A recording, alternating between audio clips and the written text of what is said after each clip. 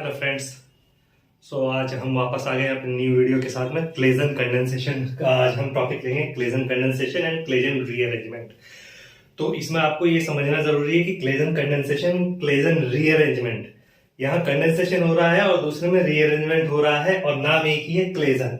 ठीक है, तो दोनों को आज समझेंगे कि दोनों में क्या अंतर है और दोनों रिएक्शन कैसे होती है। ठीक है, तो क्लेजन कंडेंसेशन में क्या होता है कि जो भी एस्टर्स जिनके अंदर अल्फा हाइड्रोजन एटम है या कोई एक एस्टर और एक कीटोन, एटलीस्ट एक एस्टर के अंदर अल्फा हाइड्रोजन एटम होना ही चाहिए। तो जिसके अंदर अल्फा हाइड्रोजन एटम है, किसी भी एक मॉइटी के अंदर, दो मॉइटी आपस में रिएक्ट करेगी, किसी एक मॉइटी के अंदर अल्फा हाइड्रोजन एटम होना चाहिए। वहां क्या होगा, वहां क्लेजन कंडेंसेशन होगा। और ये क्लेजन कंडेंसेशन जो होता है स्ट्रॉन्ग बेस की प्रेजेंस में होता है, क्योंकि स्ट्रॉन्ग बेस क्या करता है, उस अल्फा हाइड्रोजन को एब्स्ट्रैक्ट कर लेता है। एब्स्ट्रैक्ट करने के बाद वहां पर एनायन जनरेट करता है और वही एनायन अटैक करता है दूसरी मॉइटी के कार्बोनिल कार्बन पर। ठीक है, कार्बोनिल ग्रुप के कार्बन पर अटैक करता है। ठीक है, तो इस तरीके से आपकी होती है क्लेजन कंडेंसेशन रिएक्शन। इसको सिंपली मैं ऐसे लिख सकता हूं, क्लेजन कंडेंसेशन रिएक्शन को अगर एग्जांपल लिखा जाए तो RCH2 COO2H5, ये आपके दो मॉलिक्यूल अगर मैं ले लेता हूं और इसकी रिएक्शन कराता हूं सोडियम इथॉक्साइड की प्रेजेंस में, C2H5ONA सोडियम इथॉक्साइड की प्रेजेंस में रिएक्शन कराता हूं, देन एसिड से क्विंच कर देते हैं इस रिएक्शन को। तो हमारा जो प्रोडक्ट बनेगा, प्रोडक्ट हमारा रहेगा RCH2CO, देन उसके बाद आ जाएगा आपका CHRCOOC2H5। ये हमारा प्रोडक्ट बनेगा। इसको हम कहेंगे बीटा कीटो एस्टर। ठीक है, बीटा कीटो एस्टर हमारा प्रोडक्ट बनेगा। तो बीटा कीटो एस्टर की सिंथेसिस हम किससे करते हैं, क्लेजन कंडेंसेशन से हम बीटा कीटो एस्टर की सिंथेसिस करते हैं। और सबसे इंपॉर्टेंट चीज क्या है कि alpha hydrogen should be present there, वहां पर होनी चाहिए अल्फा हाइड्रोजन। फंक्शन ग्रुप से अटैच्ड कार्बन को अल्फा कार्बन बोलते हैं। ठीक है, इसको अल्फा कार्बन बोलते हैं और इससे अटैच्ड हाइड्रोजन को हम अल्फा हाइड्रोजन बोलते हैं। ठीक है, तो ये आपका होना चाहिए। अब क्रॉस कंडेंसेशन मैंने क्या कहा, ये तो सिंपल हो गया कि एक जैसे मॉइटी है। क्रॉस में डिफरेंट मॉइटी हो सकती है। ठीक है, तो वो दो डिफरेंट मॉइटी के बीच में होने वाला है, या तो ये दोनों एस्टर अलग अलग हो या एक एस्टर हो और एक आपका कीटोन हो, तो उनके बीच होने वाला कंडेंसेशन क्या कहलाता है, क्रॉस कंडेंसेशन, मिक्स्ड और क्रॉस्ड कंडेंसेशन। ठीक है, ये किस किस के बीच में होता है, बिटवीन टू डिफरेंट एस्टर्स और एन एस्टर एंड एक कीटोन। और क्या कंडीशन है, अल्फा हाइड्रोजन एटम एटलीस्ट एक मॉइटी के अंदर प्रेजेंट होना चाहिए, ये इसकी कंडीशन होती है। ठीक है, तो ये आपको क्लेजन कंडेंसेशन पता चल गया। नेक्स्ट अब हम इसकी मैकेनिज्म पर चलते हैं कि होती कैसे है ये रिएक्शन।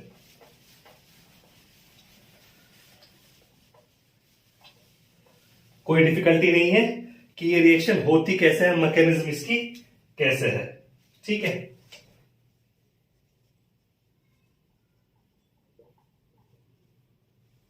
मैकेनिज्म, तो मैकेनिज्म में होता क्या है, हमने क्या कहा, स्ट्रॉन्ग बेस की प्रेजेंस में ये रिएक्शन हो रही है। तो वो बेस क्या करता है कि अल्फा हाइड्रोजन को एब्स्ट्रैक्ट कर लेता है एक मॉइटी से। ठीक है, तो सबसे पहले क्या होगा कि अल्फा हाइड्रोजन को एब्स्ट्रैक्ट करेगा। जो मॉइटी मैंने ली थी मैं उसी से बता देता हूं, RCH2, इसको मैं ऐसे लिख लेता हूं, एक एच यहां पे लिख लेता हूं, और COOC2H5, और बेस जो हमने लिया सोडियम इथॉक्साइड, तो उसका इथॉक्साइड आयन OC2H5। ठीक है, ये क्या करेगा, ये यहां से अब क्या होगा, ये मूवमेंट इधर होगा इलेक्ट्रॉन का और ये वाले इस प्रोटॉन को एब्स्ट्रैक्ट कर लेगा, तो -C2H5OH निकल गया। ठीक है, और उसके बाद जो आपका प्रोडक्ट जो एनायन बना वो क्या बना, RCH, इस पर आ गया नेगेटिव चार्ज, COOC2H5, ये बन गया आपका। अब ये क्या करेगा, ये फर्दर दूसरी मॉइटी, दूसरा एटम में लिख देता हूं, यही दूसरा एटम है RCH2COOC2H5, ये क्या करेगा, ये इस पर अटैक करेगा, इसने इस पर अटैक किया, ये क्या करेगा, इसके इस पर अटैक करेगा कार्बन पे, ये बॉन्ड यहां जाएगा, फिर ये वापस आएगा तो ये इसे लेके निकल जाएगा। ठीक है, तो यहां पर जो निकलेगा क्या, OC2H5, ये निकल गया। ठीक है, तो आपका जो प्रोडक्ट बनेगा वो क्या बनेगा, RCHCOOC2H5 तो यहां पर है, और ये जो ये पार्ट है इस पर क्या लग गया आपका, COCH2R। ठीक है, तो आप क्या देख रहे हैं, RCH2COCH, इधर है, और CO, यानी कि अगर हम यहां से काउंटिंग स्टार्ट करें, तो ये हो गई अल्फा पोजीशन और ये हो गई बीटा पोजीशन, तो इसलिए क्या बन गया, यहां से काउंटिंग स्टार्ट करें, ये 1 हो गई तो ये अल्फा पोजीशन हो गई, ये हो गई बीटा पोजीशन, तो ये क्या बन गया आपका, बीटा कीटो एस्टर, ये आपका प्रोडक्ट बन गया। अब ऐसा नहीं होता कि यहां पे मामला खत्म हो गया, यहां पे स्टॉप हो गया, मैकेनिज्म वाइज ऐसा नहीं होता, यहां पर ये प्रेजेंट है अभी OCH2H5, ये क्या करेगा, ये एक अल्फा हाइड्रोजन है यहाँ पे, इसको एब्स्ट्रैक्ट कर लेगा और इसके डिफरेंट इनोलेट बन जाएंगे, मतलब बहुत सारे रेजोनेंस इनोलेट बना देगा। ये किस तरीके से, यहां पर एक चार्ज आएगा, मैं यहां पर लिख देता हूं, यहां पर जनरलाइज करके लिख देता हूं, RC नेगेटिव COO C2H5, ये बनेगा। ठीक है, सॉरी अभी तो एक और, CO CH2R, ये है, तो यहां पर ये बनेगा, और इसके साथ साथ में क्या हो जाएगा, इसके साथ साथ में ये चार्ज ट्रांसफर होगा, इन दो कार्बोनिल पर भी ट्रांसफर हो जाएगा, तो एक क्या बन जाएगा, RCO नेगेटिव, और यहां पर क्या आ जाएगा, डबल बॉन्ड आ जाएगा, COO OC2H5 और CH2R, इसी तरीके से दूसरे वाले पर भी ट्रांसफर हो जाएगा, यहां लिख देता हूं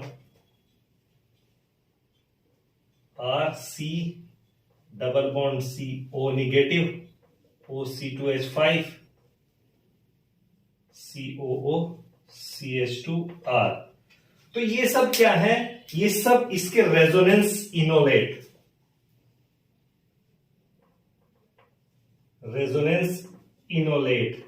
और ये क्या है, इनोलेट क्या, क्योंकि हमने क्या लिया था, सोडियम इथोक्साइड, ये भूलने वाली चीज नहीं, हमने लिया था सोडियम इथोक्साइड, तो ये सोडियम प्रेजेंट है यहां पे, ये सोडियम इन सब के साथ क्या बना देगा, इन सब के साथ Na पॉजिटिव साल्ट बनाएगा, इसलिए इन्हें इनोलेट बोलते हैं, सोडियम इनोलेट। ठीक है, तो ये बनेगा, और जैसे ही हम इसे वाटर से क्विंच करेंगे रिएक्शन को, तो ये क्या होगा, या एसिड से क्विंच करेंगे इस रिएक्शन को, तो सोडियम का एसिड के साथ रिएक्शन होगी और वो अलग हो जाएगा, और हमें अपना ये प्रोडक्ट मिल जाएगा वापस एक्सट्रैक्शन करने के बाद। तो इस तरीके से ये पूरी मैकेनिज्म होती है, तो ये आपको समझ में आ गई होगी होप। तो मैं इस मैकेनिज्म को इरेज करता हूं, कुछ समझना हो इसमें तो आप वीडियो पॉज करके अच्छे से देख सकते हैं मैंने एरो कैसे कहां से कैसे घुमाया है। ठीक है, तो ये पर्टिकुलर इंपॉर्टेंट चीज होती है एरो का मूवमेंट, कि किस तरफ कैसे हो रहा है। तो ये होना, इसके साथ हम हमारा क्लेजन कंडेंसेशन रिएक्शन क्या होता है वो हो गया। अब इसका एप्लीकेशन देखते हैं। तो आपको पता चल ही रहा है कि बीटा कीटो एस्टर की फॉर्मेशन इसकी एक एप्लीकेशन है, ठीक है। तो क्लेजन कंडेंसेशन की एप्लीकेशन में हम क्या देखते हैं, बीटा सबसे पहले तो बीटा कीटो एस्टर ही बनना है, और एक्सटेंसिवली बहुत सारे ऑर्गेनिक कंपाउंड हम इस रिएक्शन के थ्रू हम बना देते हैं अपने, जिसमें विटामिन, हार्मोन्स या एल्कलॉइड, टर्पीन्स और फ्लेवोन्स हम बनाते हैं। तो कैसे होता है इसकी सिंथेसिस, क्राइसिन वगैरह हम इसमें सिंथेसाइज कर लेते हैं। तो सबसे पहले उसको समझने के लिए क्या करते हैं, एप्लीकेशंस में इसके लेते हैं हम एप्लीकेशंस।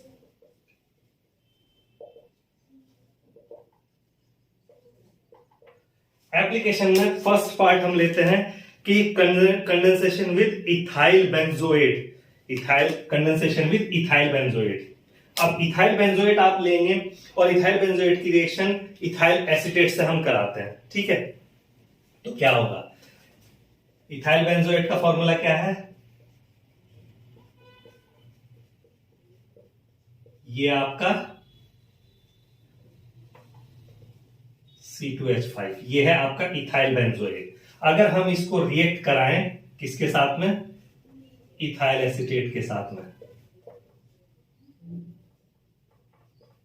तो भैया ये देखने वाली चीज है कि अल्फा हाइड्रोजन कहां है, हमारा फंक्शनल ग्रुप ये है और यहां पे फंक्शनल ग्रुप ये है। तो फंक्शनल ग्रुप के एडजेसेंट पोजीशन पे क्या है, यहां कोई हाइड्रोजन है नहीं, यहां कोई हाइड्रोजन नहीं है, लेकिन यहां पर 3 अल्फा हाइड्रोजन है, ठीक है। तो यहां से प्रोटॉन एब्स्ट्रैक्ट होगा, इंपॉर्टेंट चीज क्या है, यहां से प्रोटॉन एब्स्ट्रैक्ट होगा। जब यहां से प्रोटॉन एब्स्ट्रैक्ट होगा तो हमारा प्रोडक्ट क्या बनेगा, C2H5ONA, H positive second step है, फर्स्ट स्टेप में ये होगा, यानी कि वो एसिड से क्विंचिंग फाइनल स्टेप है। तो क्या होगा, हमारे अल्फा हाइड्रोजन यहां से एब्स्ट्रैक्ट होगा और यहां पर नेगेटिव चार्ज आएगा, और वो नेगेटिव चार्ज यहां पर अटैक करेगा, ऐसे मूवमेंट होगा और ये ऐसे कर लेके निकल जाएगा। तो प्रोडक्ट क्या बनेगा हमारा,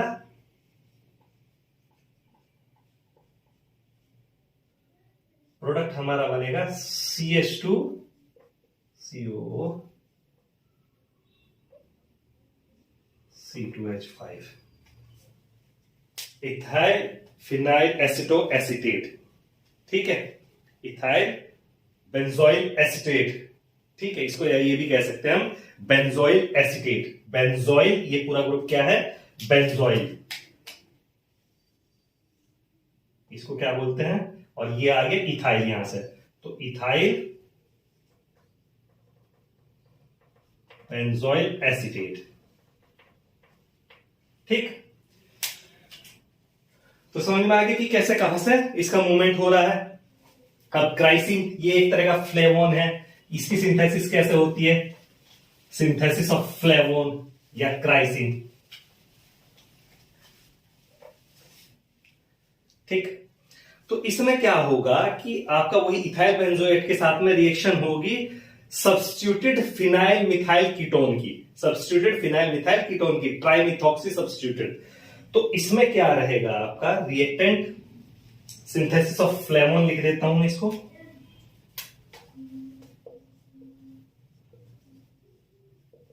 सिंथेसिस ऑफ फ्लेवोन, और इसमें क्राइसिन की आपकी सिंथेसिस हम देखते हैं।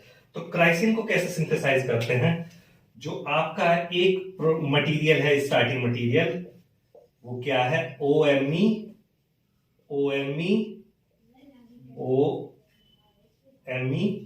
और यहां पर CH3, Me का मतलब मिथाइल, CH3 यानी कि यही वाला, ठीक है। और दूसरा मटेरियल है आपका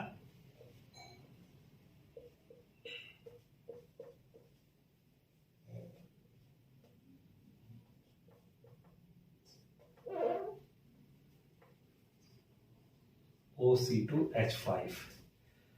तो भैया अब मुझे ये बताइए, यहां हमने लिया C2H5ONA फर्स्ट स्टेप, और सेकंड स्टेप में एसिड से हम क्विंच करेंगे। तो मुझे ये बताइए अल्फा हाइड्रोजन एटम कहां है, यहां पर है आपके अल्फा हाइड्रोजन एटम, ठीक है। यहां पर तो नहीं है, यहां पे तो प्रेजेंट नहीं है, फंक्शनल ग्रुप ये है आपका, और इधर फंक्शनल ग्रुप ये भी है, ये वाला फंक्शनल ग्रुप है, ये सिर्फ इतना कार्बोनिल, क्योंकि ये कीटोन की बात हो रही है। तो यहां से एब्स्ट्रैक्ट होगा और अटैक कहां करेगा, यहां पे करेगा। जब यहां पे अटैक करेगा तो क्या बनाएगा आपका, ध्यान से देखिएगा, OMe OMe OMe ये है ही, ठीक है। और अटैक करने वाला भी ये CH2 है, तो यहां पर CH2 आया, ठीक है। CH2 आया, निकलेगा क्या, निकलेगा ये कार्बोनिल जाएगा। जब ये आएगा तो ये O इथॉक्सी लेके निकल जाएगा और नेगेटिव चार्ज यहां से यहां पर अटैक करेगा, ठीक है। तो क्या आ जाएगा, अब मैं इसको डिफरेंट कलर से यहां बना देता हूं बाकी पार्ट को। तो वो आएगा आपका C डबल बॉन्ड O और एक तरफ आ जाएगा आपका फिनाइल रिंग, ये आ गया आपका फिनाइल रिंग, ठीक है। अब क्या होगा, सिंपल यहां पे जो हेल्फा हाइड्रोजन है, अगर मैं इसको CH2 और ऐसे करके लिख दूं, CH और एक H ये करके लिख दूं, ठीक है। तो बॉन्ड का मूवमेंट कैसे होगा कि ये बॉन्ड अगर यहां आएगा, ये बॉन्ड इलेक्ट्रॉन नेगेटिव है, ये यहां आएगा, तो ये दो पाई इलेक्ट्रॉन क्या करेंगे, इस हाइड्रोजन को, इस पर पॉजिटिव चार्ज आएगा, इस हाइड्रोजन को ये क्या करेंगे, एब्स्ट्रैक्ट कर लेंगे, ठीक है। ठीक, तो हमारे क्या बन जाएगा यहां पे, एक इंटरमीडिएट और ये बन जाएगा हमारा इंटरमीडिएट,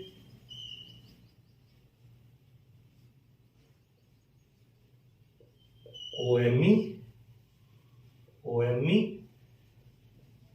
OMe और कार्बोनिल, ये डबल बॉन्ड आया, ठीक है। और यहां पर ये OH और ये आपका फिनाइल ग्रुप आ गया, ठीक है। अब क्या होगा, जब हम इसको फर्दर रिएक्शन करेंगे, तो मैं यहां पर फाइनल प्रोडक्ट बना देता हूं। तो यहां से क्या होगा कि ये OMe, ये OH के लोन पेयर यह जो है, ये H लेके, ये OMe H लेके निकल जाएगा, माइनस MEOH आपका निकल जाएगा, और आपका जो फाइनल प्रोडक्ट बनेगा, यहां मैं अलग कलर से लिख देता हूं, वो इस तरह का बन जाएगा। OMe यहां पर है, और ये डबल बॉन्ड यहां ऑक्सीजन, और यहां पर आ जाएगा आपका फिनाइल रिंग, ठीक है। फिनाइल रिंग, इसी का नाम है क्राइसिन। इसको ही क्या बोलते हैं, इस प्रोडक्ट का नाम है क्राइसिन। ये एक फ्लेवोन है, ठीक है, ये क्राइसिन है, इसको क्या बोलते हैं, क्राइसिन बोलते हैं, ठीक है। नेक्स्ट कंडेंसेशन हम फॉर्मेट एसिड के इथाइल फॉर्मेट के साथ भी करेंगे हम इसका। नेक्स्ट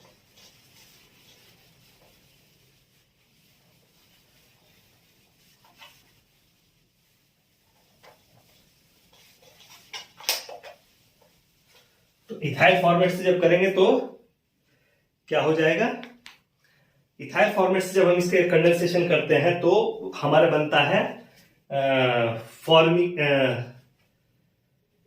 कंडेंसेशन इथाइल फॉर्मेट से करने के बाद फॉर्माइलेशन टेक्स प्लेस, ठीक है।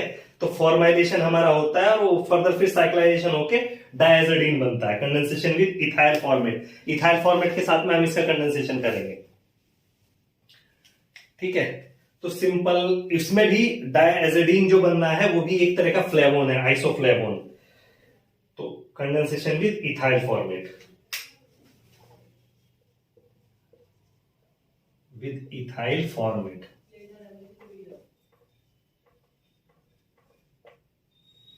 ठीक है। इथाइल फॉर्मेट के साथ में हम जब रिएक्शन करेंगे तो आप ले लीजिए डायजोडीन बनाने के लिए ये एग्जांपल देख लीजिए। इसमें क्या होगा, आपका पहले से ही एक कीटोन हम ले रहे हैं, सब्स्टिट्यूटेड कीटोन ले रहे हैं, डाइहाइड्रोक्सी ठीक है, ये आपका कीटोन, और यहां पर आपका CH2 है जिससे अटैच्ड है फिनाइल,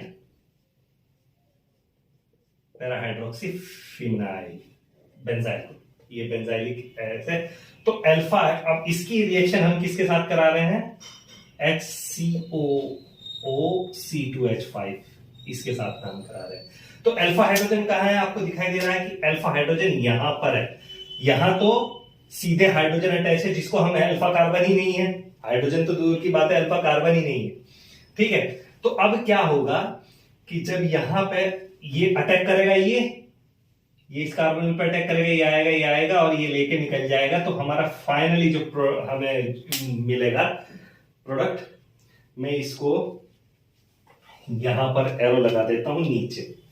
ठीक है, यहां पर एरो लगा देता हूं, ये सब रिएक्शन होगी। तो अब हमें जो फाइनली मिलेगा वो मिलेगा ये OH OH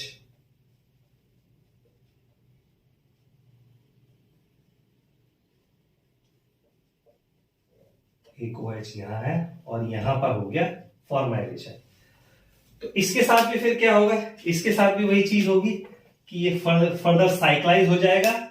ठीक है, और यहां वाटर की प्रेजेंस में जब हम इसे वाटर से ट्रीट करेंगे वही बॉन्ड का मूवमेंट होगा। ठीक है, बॉन्ड का मूवमेंट कैसे होगा, सपोज मैं ये लिख देता हूं कि यहां पर ये लीजिए H, ये यहां माइग्रेट हुआ, ये यहां माइग्रेट हुआ, तो ये क्या करेगा, यहां से ये इसको ले लेगा और यहां बनेगा ये हमारा एक इंटरमीडिएट ये बन जाएगा OH OH CO double bond OH, और यहां पर हमारा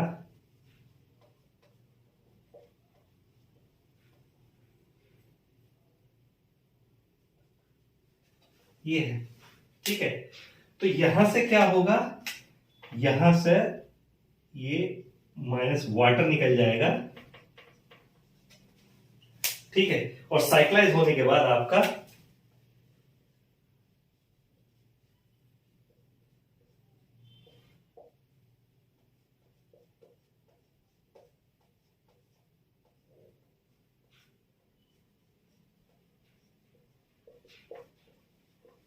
ये बना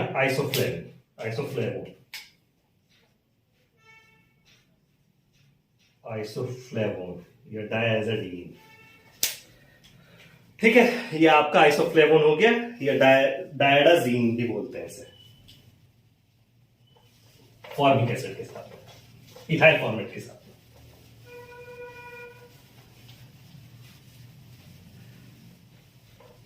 अब ये डाइथाइल ऑक्सलेट की अगर बात हो, वही डाइथाइल ऑक्सलेट के साथ अगर हम करें, एप्लीकेशन भी वर्ड में मिटा रहा हूं, एप्लीकेशन ही चल रही है।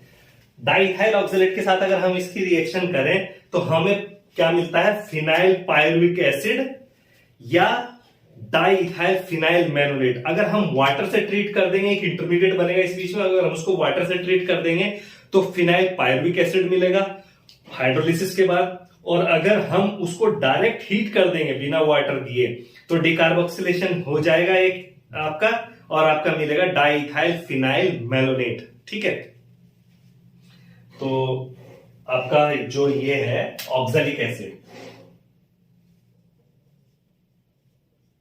इथाइल ऑक्सलेट, ये आपका इथाइल ऑक्सलेट है। अगर इसकी हम इसके साथ रिएक्शन करें इथाइल बेंजाइलेट के साथ में, ठीक है, C6H5CH2, अल्फा हाइड्रोजन हमें चाहिए OC2H5। अगर इसके साथ में हम इसकी ट्रीटमेंट करेंगे C2H5ONA की प्रेजेंस में, ठीक है, तो हमें सबसे पहले जो इंटरमीडिएट मिलेगा वो क्या मिलेगा, वो इंटरमीडिएट जो हमें मिलेगा वो मैं बना देता हूं। यहां से ये अटैक करेगा, यहां नेगेटिव चार्ज आएगा एक प्रोटॉन एब्स्ट्रैक्ट होने के बाद, और वो अटैक करेगा कि एक कार्बन उस पर, ठीक है, यहां पे सपोज अटैक करेगा, जब ये वापस आएगा ये लेके निकल जाएगा। तो हमें जो मिलेगा, हमें मिलेगा प्रोडक्ट C6H5, ठीक है, C6H5 CH2 CH CO OC2H5 और यहां पे हमें मिला CO CO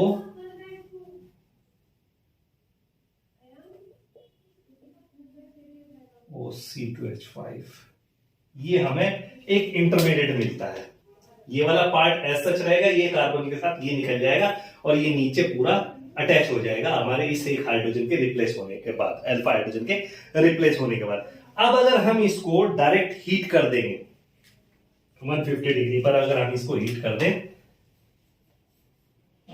150 डिग्री सेंटीग्रेड पर हमने इसको हीट किया, तो हमें फिनाइल क्या मिल जाएगा, डाइथाइल मैलोनेट, ठीक है, सिर्फ डिकार्बोक्सिलेशन होगा और C6H5CH आपका COO-C2H5 और COO-C2H5, ठीक है।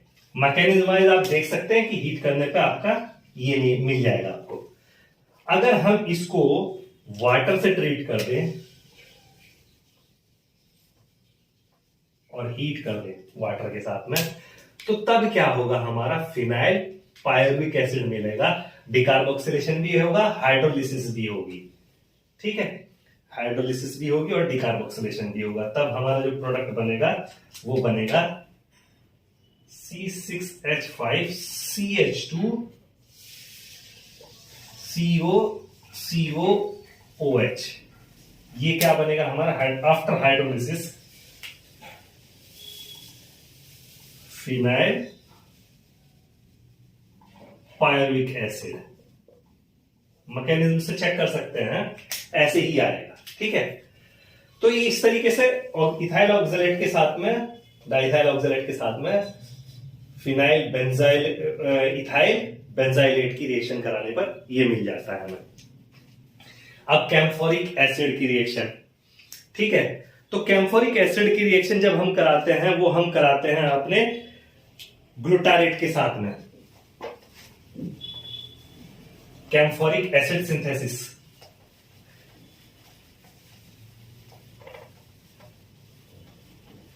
Synthesis of camphoric acid.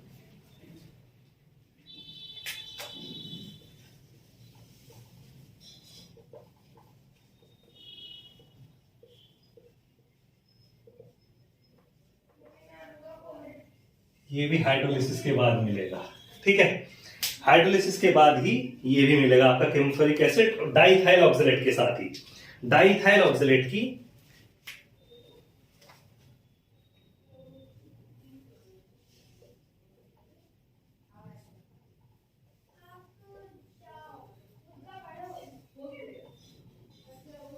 इसकी रिएक्शन हम किसके साथ कराएंगे,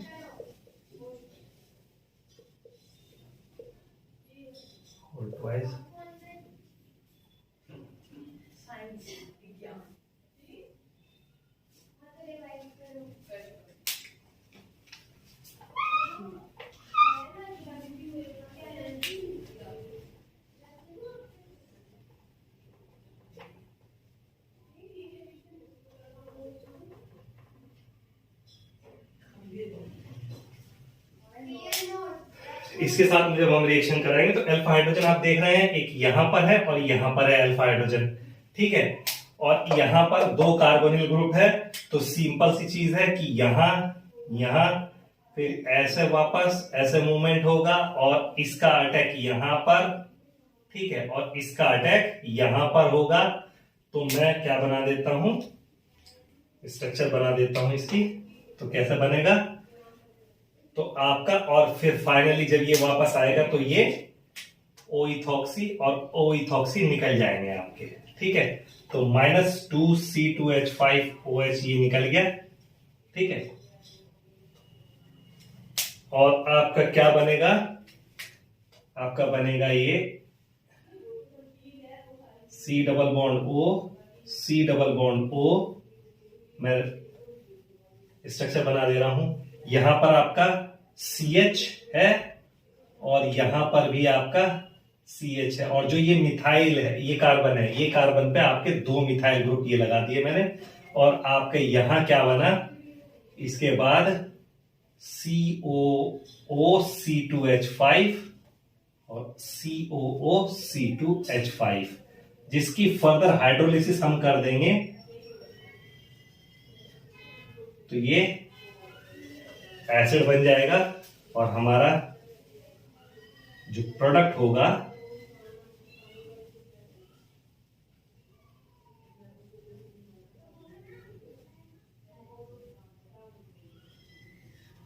ये कार्बन है। ठीक है, इस प्रोडक्ट का नाम ही कैम्फोरिक एसिड है। कैम्फोरिक एसिड है। ठीक है, ये आपको समझ में आ गया होगा कि कैम्फोरिक एसिड क्या है और कैसे बनता है। ठीक है, देन इसके साथ हमारा क्लेजन कंडेंसेशन और उसकी एप्लीकेशन खत्म हो गई है। अब हम इससे आगे बढ़ेंगे क्लेजन रीअरेंजमेंट पर। ठीक है, आप इसको अप्लाई कर सकते हैं अपनी इस तरह की रिएक्शंस जो भी आए उन पे आराम से अप्लाई कर सकते हैं। तो अब क्लेजन कंडेंसेशन के बाद आता है क्लेजन रीअरेंजमेंट।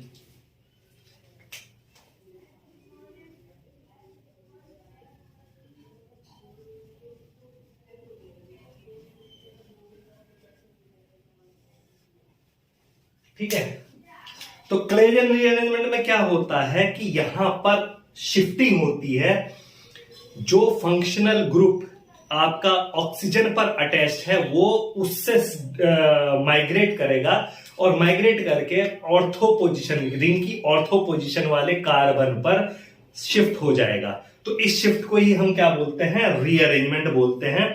और ये इसके लिए किसी कैटलिस्ट की जरूरत नहीं है, कोई कैटलिस्ट रिक्वायर्ड नहीं। जस्ट आप ईथर्स को, जो आपके ईथर हैं जिनमें आपका क्या है, जो आपके अनसैचुरेटेड ईथर्स हैं, उनको जस्ट आप 200 डिग्री सेंटीग्रेड पर हीट कर दीजिए। तो आपका ये लिमिटेड नहीं है कि आपका सिर्फ एरोमेटिक रिंग में ही होगी ये रिएक्शन, ये एलिफेटिक सिस्टम में भी होती है। बस अनसैचुरेटेड रिंग, आपका अनसैचुरेटेड कंपाउंड होना चाहिए, डबल बॉन्ड वहां पर होना चाहिए। तो डबल बॉन्ड से माइग्रेशन हो जाता है ऑक्सीजन से वो कार्बन के ऊपर जहां आपका डबल बॉन्ड प्रेजेंट है। तो इस तरह के रीअरेंजमेंट को हम क्या बोलते हैं, क्लेजन रीअरेंजमेंट बोलते हैं। एग्जांपल के लिए अब मैं ये एक रिएक्शन लिख देता हूं।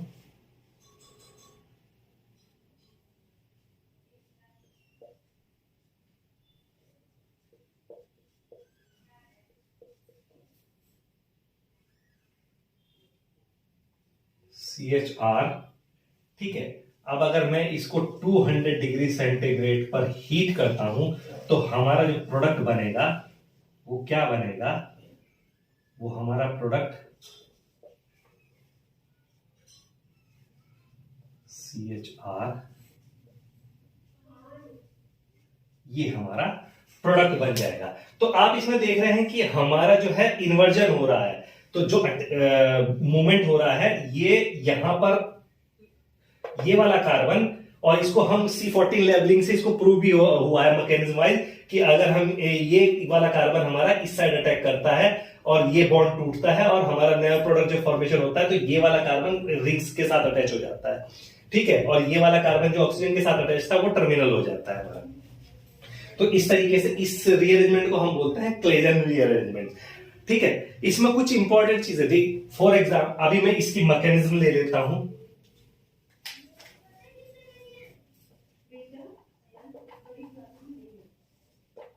आप इसको मैकेनिज्म से समझिएगा कि मैंने ये आपका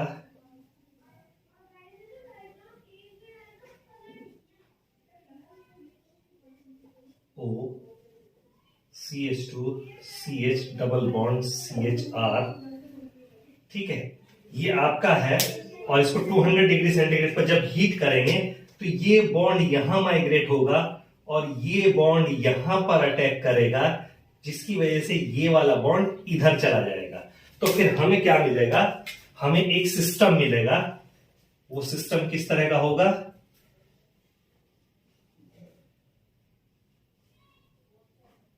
ठीक है।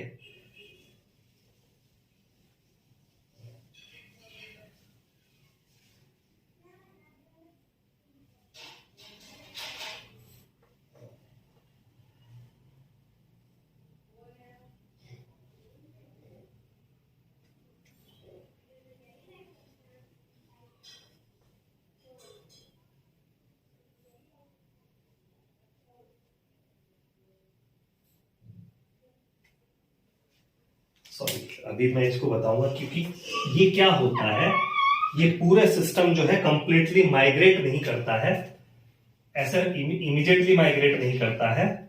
जो मूवमेंट होता है वो यहां पर पहले ये एक रिंग टाइप की फॉर्मेशन करेगा, ठीक है, CHR। अब यहां पर क्या होगा कि ये बॉन्ड का जो मूवमेंट हो रहा है ये इस तरीके से एक रिंग टाइप की फॉर्मेशन कर देगा। तो ये एक दूसरे से अटैच रहते हैं, ऐसे नहीं कि इजीली इमीडिएटली हो गया और देन उसके बाद कंप्लीट ट्रांसफर होगा। और कंप्लीट ट्रांसफर के बाद जो है ये हाइड्रोजन यहां पर जो है, ये हाइड्रोजन है, ठीक है, इसका मूवमेंट वापस बॉन्ड का फिर इधर होगा और ये इस बॉन्ड का मूवमेंट इधर होगा और ये यहां से लोन पेयर, ये इसका मूवमेंट यहां होगा, ये लोन पेयर यहां पे क्या करेगा, ये वाला बॉन्ड यहां पे ना जाके ये वाला बॉन्ड टूटेगा और यहां से हाइड्रोजन ले लेगा। और फाइनली जो हमारा प्रोडक्ट बनेगा वो प्रोडक्ट हमारा ये OH CHR CH double bond CH2, ये हमारा इस तरह मैकेनिज्म से हमारा प्रोडक्ट बन जाएगा, ठीक है। ये प्रोडक्ट, अब आप देख रहे हैं कि इन्वर्जन हो रहा है, इस मोइटी का इन्वर्जन हो रहा है, ये वाला कार्बन यहां अटैच हो रहा है और ये वाला कार्बन टर्मिनल पे जा रहा है, तो ये इन्वर्जन होता है। अब क्या हो कि अगर सपोज आपके पास कोई मोइटी ऐसी हो कि जिसकी दोनों ऑर्थो पोजीशन आपकी ऑक्युपाइड हो, ऑलरेडी ऑक्युपाइड हो, तो उस केस में क्या होता है, डबल इन्वर्जन होगा और पैरा पोजीशन पर सब्स्टिट्यूशन हो जाएगा, पैरा पोजीशन पर सब्स्टिट्यूशन हो जाएगा और पैरा प्रोडक्ट बनेगा, ठीक है। सपोज अगर मैं ये ले लूं,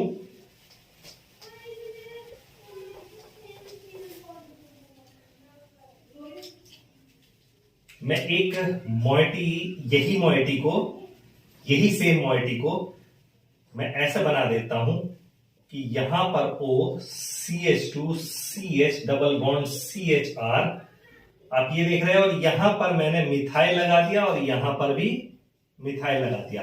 तो आपको दिख रहा है कि इसकी दोनों जो 200 डिग्री सेंटीग्रेड पर हीट करेंगे तो इसकी जो दोनों ऑर्थो पोजीशन है, दोनों ऑर्थो पोजीशन ऑक्युपाइड है। तो अब ऑर्थो पोजीशन पे नहीं होगा मूवमेंट, होगा पहले ऑर्थो पोजीशन पे ही मैकेनिज्म वाइज, लेकिन वहां पर हाइड्रोजन नहीं है रिप्लेस होने के लिए, तो वो हाइड्रोजन कहां से मिलेगा, वो हाइड्रोजन मिलेगा यहां से।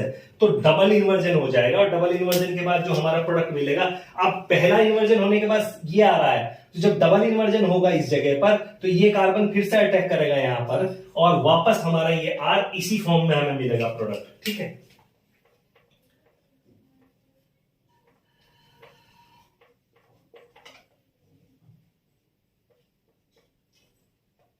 अब याद रखिएगा, अब ये CH2 डायरेक्ट अटैच होगा CH डबल बॉन्ड CHR, अब प्रोडक्ट ये मिलेगा, ना कि दूसरी स्ट्रक्चर में बना देता हूं रेड कलर में, ये हमारा प्रोडक्ट नहीं बनेगा। कि आप सोचे कि CHR और CH डबल बॉन्ड CH2, नहीं, नो, डबल इन्वर्जन हो जाएगा तो ये प्रोडक्ट नहीं बनेगा, यही प्रोडक्ट बनेगा, ठीक है। डबल इन्वर्जन के बाद फर्स्ट टाइम इन्वर्जन हुआ तो टर्मिनल कार्बन जो है वो यहां आ रहा है और ये जो कार्बन जो ऑक्सीजन से अटैच था वो टर्मिनल कार्बन बनना है। लेकिन सेकंड टाइम जब इन्वर्जन होगा, सेकंड टाइम इन्वर्जन होने के बाद वो जो अब जो यहां टर्मिनल कार्बन है वो वापस से हमारा यहां कार्बन आ जाएगा रिंग के साथ में और ये हमारा वापस जो यहां पर ऑलरेडी था, जैसे पहले था वैसे ही टर्मिनल कार्बन हमारा ये बन जाएगा। ठीक है, तो ये इसकी मैकेनिज्म है। ठीक है, कोई कैटलिस्ट रिक्वायर नहीं है। और जब अगर आपकी ऑर्थो, दोनों ऑर्थो और पैरा पोजीशन भी ऑक्युपाई हो तो ये रिएक्शन नहीं होगी, क्योंकि जो मोस्ट इलेक्ट्रॉन डेफ आपका इलेक्ट्रोफाइल जहां भी अटैक करेगा ये इलेक्ट्रोफिलिक रिंग होगा, और ये इलेक्ट्रोफिलिक साइड जो है वो ऑर्थो और पैरा ही है, क्योंकि ये इलेक्ट्रॉन डोनेट कर रहा है तो इलेक्ट्रॉन डेंसिटी यहां पर बढ़ती है। ये इलेक्ट्रॉन डोनेटिंग ग्रुप है तो ये इलेक्ट्रॉन डोनेट करेगा, electron density ortho and para position पर बढ़ेगी, तो इलेक्ट्रोफाइल का अटैक ऑर्थो एंड पैरा पे ही होगा। जबकि इलेक्ट्रॉन डेंसिटी मेटा पोजीशन पर कम होगी तो मेटा सब्स्टिट्यूटेड प्रोडक्ट इसमें नहीं बनते हैं। ठीक है, ये चीज याद रखेंगे, मेटा सब्स्टिट्यूटेड प्रोडक्ट इसमें नहीं बनते हैं।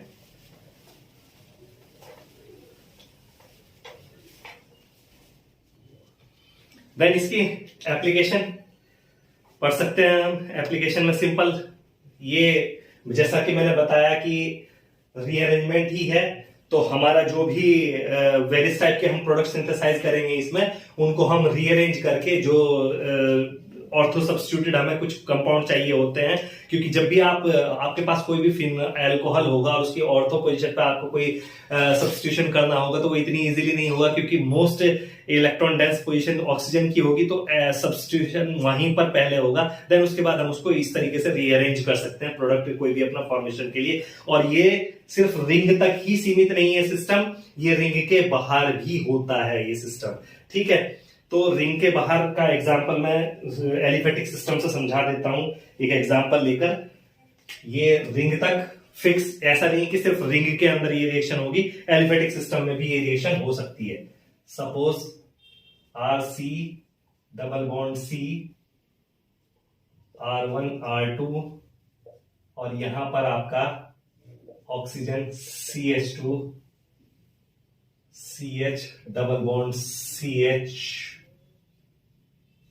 R3, ये आपका अगर बना हुआ है तो इसमें भी सेम माइग्रेशन वैसे ही होगा। सिंपली आपको क्या होगा, ये बॉन्ड जो है इधर की तरफ माइग्रेट होगा, ये इधर अटैक करेगा और ये इधर आ जाएगा आपका। तो आपका जो प्रोडक्ट इसमें बनेगा, प्रोडक्ट सिंपली आपका 200 डिग्री सेंटीग्रेड पर हीट कर देंगे तो प्रोडक्ट आपका, अब वो क्या करेगा बाद में, OH हाइड्रोजन भी ले लेगा। ठीक है, ठीक, हाइड्रोजन वो एडजेसेंट उससे ले लेगा। कीटो कीटो कंपाउंड बनेगा है आपका। तो आपका RC डबल बॉन्ड O और ये C जो आपके R1 R2 यहां लगे हैं, क्योंकि इसमें नहीं है तो इसी पर रुक जाएगा, कीटो कंपाउंड पर अल्फा हाइड्रोजन नहीं है तो ये मूवमेंट नहीं हो पाएगा। देन उसके बाद आपका क्या हो जाएगा, CH R3 CH double bond CH2, ये आपका प्रोडक्ट बनेगा। ठीक है, तो ये सिर्फ रिंग तक रेस्ट्रिक्टेड नहीं है कि सिर्फ एरोमेटिक रिंग में ही होगी, एरोमेटिक सिस्टम तक रेस्ट्रिक्टेड नहीं है। जहां भी आपका कार्बन, जो आपका कार्बन ऑक्सीजन बॉन्ड है उससे अटैच्ड अगर कहीं भी आपको डबल बॉन्ड मिलेगा तो ये वहां पर हो जाएगी। ठीक है, रिएक्शन हो जाएगी। देन इसके बाद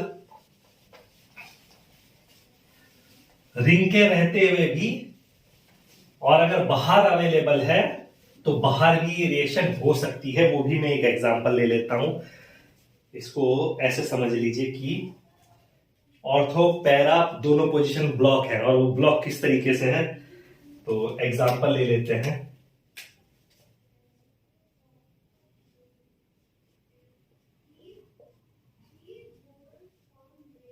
यहां पर मिथाइल, यहां पर मिथाइल और यहां पर CH। ठीक है, double bond CH CH3 CH2 CH double bond CHR, इस तरीके से है। ठीक है, तो आपका जो भी घटनाक्रम होगा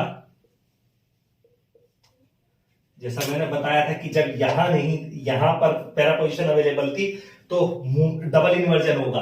अब पैरा पोजीशन भी एब्सेंट है, लेकिन यहां पर डबल, यहां पर हो सकता है, यहां पर हाइड्रोजन प्रेजेंट है तो सेकंड इन्वर्जन यहां पर होगा।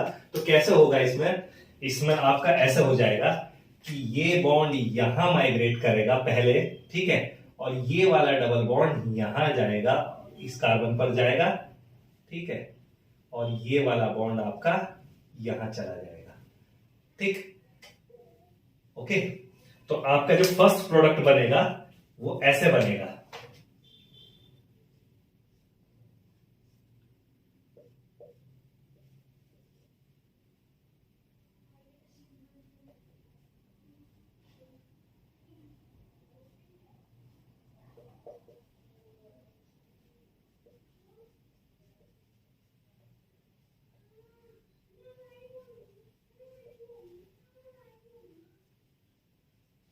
फर्स्ट प्रोडक्ट आपका ये बन जाएगा।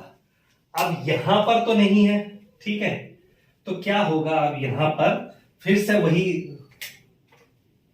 ये यहां जाएगा, ये बॉन्ड यहां आएगा, और ये बॉन्ड यहां आएगा, और ये बॉन्ड यहां आएगा, ठीक है। तो उसके बाद क्या होगा, यहां से जो आपका हाइड्रोजन वो ले लेगा, क्योंकि यहां पर तो आपका प्रोडक्ट क्या बनेगा,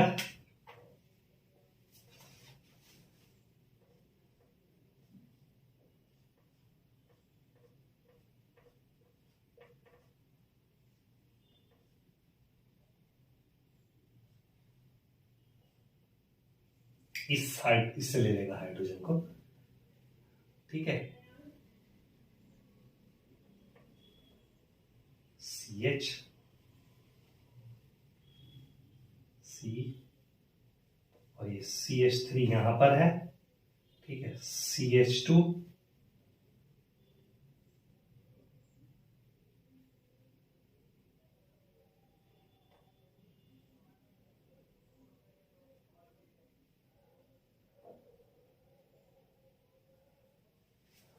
समथिंग 1 2 3 तीन ही हो रहे हैं, ओके। ये आएगा डबल बॉन्ड CH,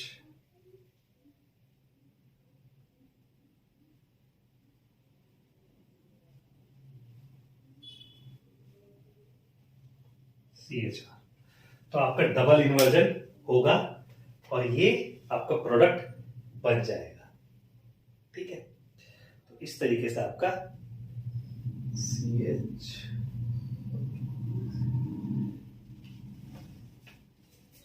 एक कार्बन छूट गया है,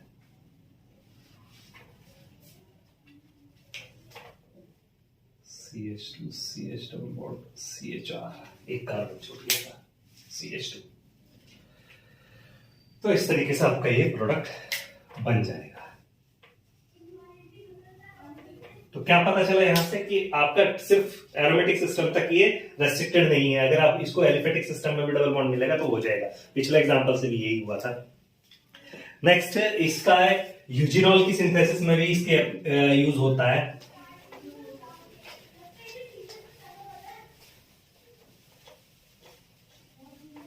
अब यूजिनॉल क्या होते हैं भैया, पहली चीज तो समझने की है कि यूजिनॉल फ्लेवरिंग एजेंट होते हैं जो फूड के लिए यूज किए जाते हैं।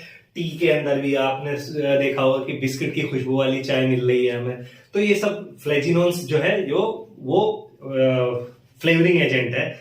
और इसका यूज एक हर्बल ऑयल की तरह भी होता है यूजिनॉल का।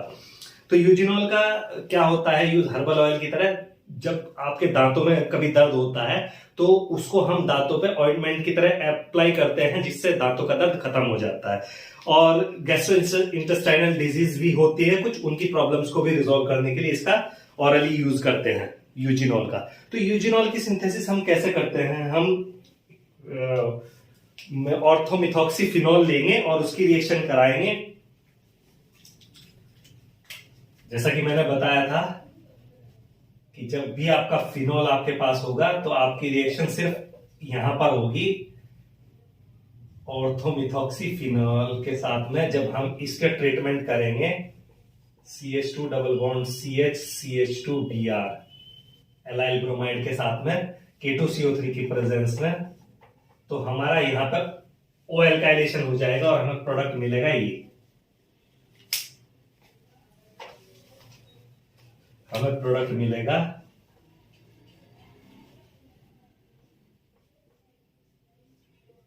OMe O CH2 CH double bond CH2, ये प्रोडक्ट मिलेगा।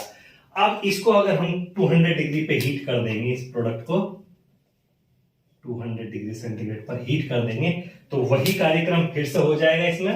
अब क्या होगा, ये बॉन्ड यहां माइग्रेट करेगा, ये बॉन्ड यहां माइग्रेट करेगा, ये बॉन्ड यहां माइग्रेट करेगा, तो हमारे पास क्या आएगा, हमारे पास इंटरमीडिएट आएगा ये।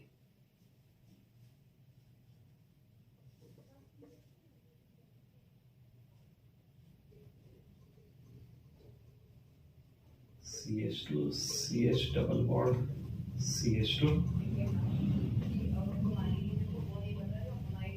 अब क्या होगा, ये यहां माइग्रेट करेगा, ये यहां माइग्रेट करेगा, और ये इसके लोन पेयर इसके प्रोटॉन को ले लेंगे, और फाइनल प्रोडक्ट जो हमारे पास होगा, फाइनल प्रोडक्ट हमारा बन जाएगा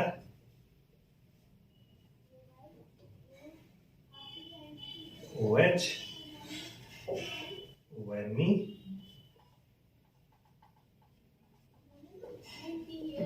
CH2, ये हमारा ऑर्थो यूजिनॉल।